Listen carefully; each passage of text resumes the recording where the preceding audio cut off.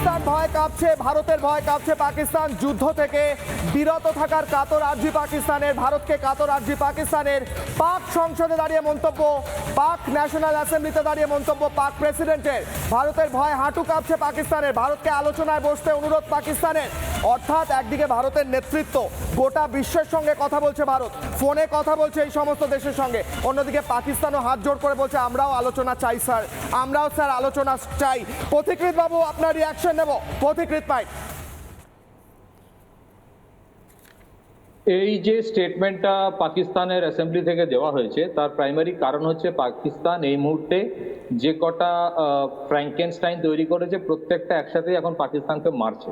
প্রথম কথা, তাদের একটা বালুচিস্তানে বিশাল রকম একটা ঝামেলা চলছে এবং বালুচিস্তান লিবারেশন ফ্রন্ট বা বাকি যে ইনসার্জেন্সি গ্রুপগুলো আছে যারা আর কি বেসিক্যালি পাকিস্তান থেকে আলাদা হতে চায়, তারা এমন একটা পরিস্থিতি তৈরি করে দিচ্ছে পাকিস্তান আর্মির পক্ষেও নিজেদের গ্যারিসন থেকে বেরোনোটা বিপজ্জনক হয়ে গেছে। আপনি বুঝতে পারছেন তাহলে কিরকম পরিস্থিতি। এবং প্রচুর বড় বড় টেরর অ্যাটাক ওখানে হয়েছে।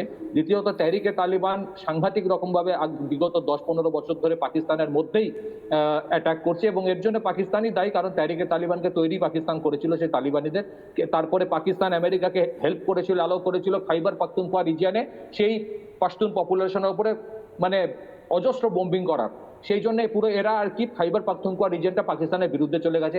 গিলগিট বাল্টিস্তানে একটা শিয়া পপুলেশন আছে, তারা আর কি পাকিস্তান সরকারের বিরুদ্ধে কথা বলছে এখন, যেই পাকিস্তানের প্রাইম মিনিস্টার আর জেনারেল মাথায় করে নাচছিল ট্রাম্পকে নিয়ে, সেই ট্রাম্প যখন এখন ইরানকে অ্যাটাক করেছে তখন পাকিস্তান গভর্নমেন্টের কি স্ট্যান্ড।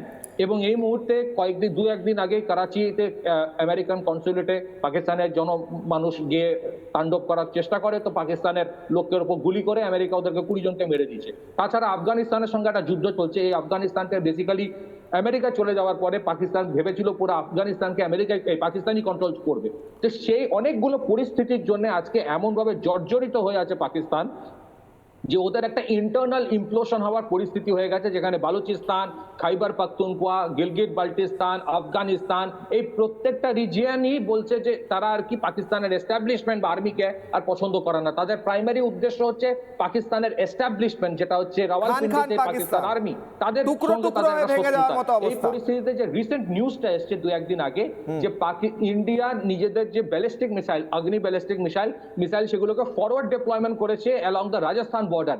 এই নিউজটার পরে পাকিস্তানের একটুখানি টনক নড়েছে, একটু এখন বুঝতে পারছে যে সিচুয়েশন এখন, সেখানে যদি অপারেশন সিন্দুর কমপ্লিট হয়নি, it is an ongoing operation, সেটা প্রাইম মিনিস্টার কিন্তু বলেছিল যে অপারেশন সিন্দুর কিন্তু কমপ্লিট হয়নি।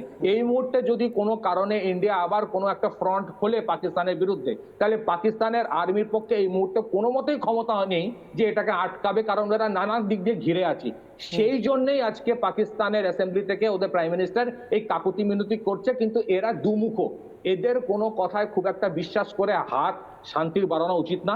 ইন্ডিয়ার যেরকম মিলিটারি প্রিপেয়ারনেস আছে সেগুলো রাখা উচিত, এবং এই জন্য রাখা উচিত যা এখন সিচুয়েশন পাকিস্তানের তরফ থেকে কোনো যদি টেরর অ্যাটাক করার চেষ্টাও হয় সেটা তো আশ্চর্য হওয়ার কিছু নেই, কারণ ওখানে অনেকেই এটা মনে করছে যে ইন্ডিয়া হয়তো এর মধ্যে ইনভলভ আছে, এই যে অপারেশন গুলো বা যুদ্ধ চলছে মিডল ইস্টের মধ্যে। সুতরাং পাকিস্তানের ভয় পাওয়ার অ্যাকচুয়াল কারণ হচ্ছে পাকিস্তানের কাছে সত্যি কথা বলতে আজকে যুদ্ধ করার পয়সা নেই। সত্যি কথা হচ্ছে পয়সা নেই, এবং পয়সার অভাব, আমেরিকা এখন পয়সা দেয় না। এই পয়সার অভাবের মধ্যে অর্থনৈতিকভাবে ভেঙে পড়েছে, এবং পয়সার অভাবে রাজনৈতিকভাবে অর্থনৈতিকভাবে ভেঙে পড়েছে দেশটা। আর অন্যদিকে ভারত নেতৃত্ব দিচ্ছে গোটা বিশ্বের। 8টা দেশ ভারতের সঙ্গে এই মুহূর্তে কথা বলছে কিভাবে শান্তি ফেরানো যায়।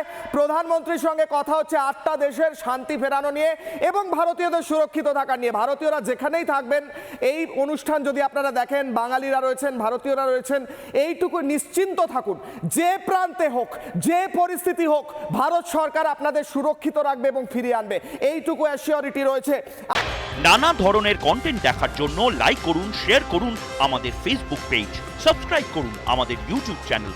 পাশাপাশি অন্যান্য ব্রেকিং নিউজের জন্য অবশ্যই চোখ রাখুন রিপাবলিক বাংলায়।